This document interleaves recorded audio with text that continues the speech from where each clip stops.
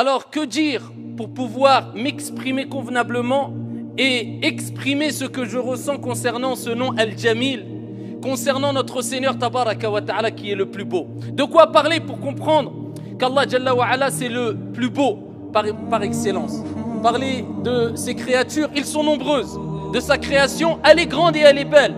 Et quelquefois, on a du mal à la décrire, il suffit de la contempler pour comprendre la beauté de la créature d'Allah subhanahu wa ta'ala, pour en déduire la grande beauté d'Allah subhanahu wa ta'ala qui est le créateur par excellence. De quoi parler?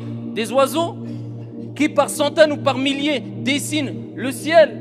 Et c'est comme s'ils s'exprimaient indirectement vis-à-vis des créatures, des êtres humains.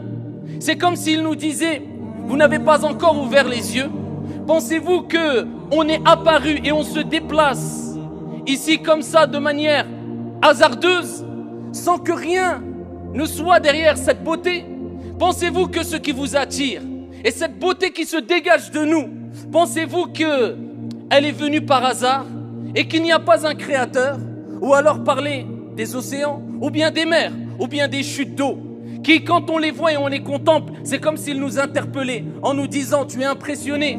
On dégage une force, on dégage une beauté. Penses-tu qu'on est arrivé par hasard ici? Penses-tu que derrière il n'y a pas un créateur? As-tu ouvert les yeux? Ou bien parler des animaux, comme le guépard, comme la panthère, comme le lion, qui quand on les voit dégagent une prestance et une force et une beauté. Et c'est comme s'ils s'exprimaient, et c'est comme s'ils nous interpellaient en nous disant: eh bien cette beauté, cette force, eh bien cette chose qui se dégage de nous vous impressionne. Vous restez devant nous bouche bée, vous êtes impressionnés, émerveillés, époustouflés. Pensez-vous que nous avons atterri ici par hasard et que derrière nous il n'y a pas un créateur qui a fait qu'on en est où nous sommes aujourd'hui, qui a fait que cette beauté se dégage de nous? Ou parler des chevaux ou des poulains, eh bien qui se déplacent à grande vitesse, en groupe et quelquefois seuls, et qui dégagent une prestance et une certaine beauté qui nous laisse bouche bée.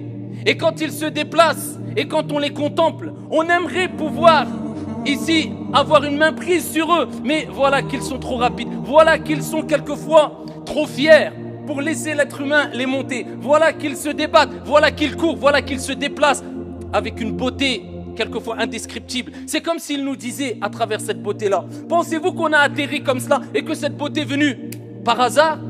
Est-ce que vous n'ouvrez pas les yeux? N'ouvrez-vous donc pas les yeux? Est-ce que vous ne réfléchissez pas?